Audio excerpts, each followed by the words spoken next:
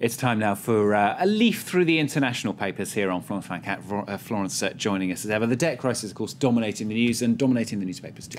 Absolutely. Now, it's on the cover of the International Herald Tribune. There you see it. Rush to find a solution at the debt deadline. But a lot of papers went to press before this latest deal was made. So we're going to take a look at cartoons, actually. We're going to start off by a cartoon in the International Herald Tribune, which is actually quite critical of U.S. President Barack Obama. You see him there driving a car, which I guess we can guess is the U.S. economy, and it says that he looks like he didn't pay attention to warning signs. Caution, $14 trillion debt abyss. But he continues to drive his car as if there isn't a problem, and the only thing that's keeping the economy going seems to be taxes and spending. Now, we're going to take a look at another cartoon, this time in The Guardian, that's more supportive of Obama. It's called Bets Off. You see him in a room of, there he is, in a room of aggressive-looking pigs. I guess we could interpret that as the fat cats of Washington. They're all waving wads of cash. And he and his Republican counterpart, that I guess we could say is Boehner, have guns to each other's head. And there's a scary-looking man wearing a Tea Party T-shirt that says, "Sweet Lord Jesus, save the chosen billionaires from the evil Obama Nazi debt."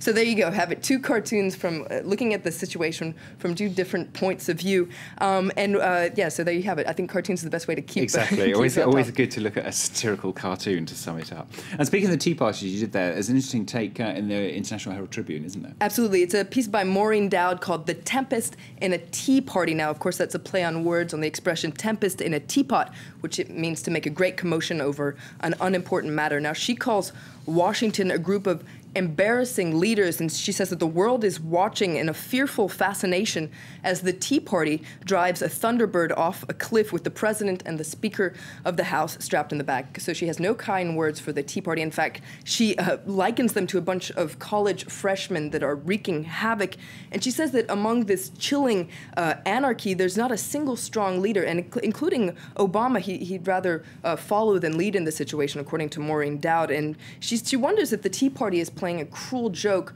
on the American population, and she says that it seems that the people who think that the government is bad are good at governing, whereas the people who love the government are bad at governing.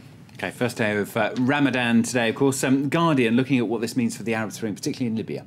Absolutely. Now, according to this article, there's no prohibition of warfare according to Islam. And in fact, some of Islam's greatest conquests have occurred during this holy month of fasting and prayer. But according to this article in The Guardian, this is not going to be the case in Libya.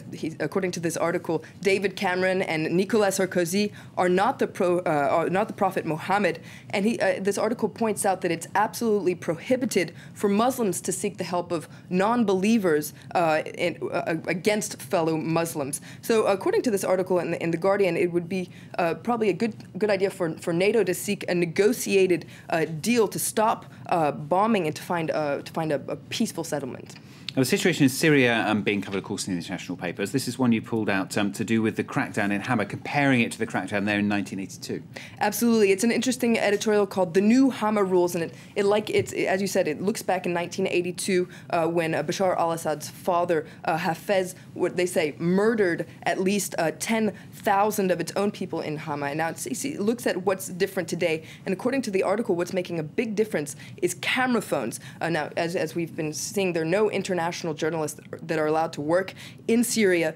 And since the beginning of the uprising, there's been a constant stream of images and video clips. And according to this article, this democratic form of media has cut through the regime's propaganda. And according to this article, nobody believes Bashar al-Assad because the camera phones are watching. Yeah, very sensible. We've obviously used a lot of those pictures ourselves here on Florence Van Cat. All right, Florence, thank you very much. That's Florence Villeneuve with the international newspapers this morning.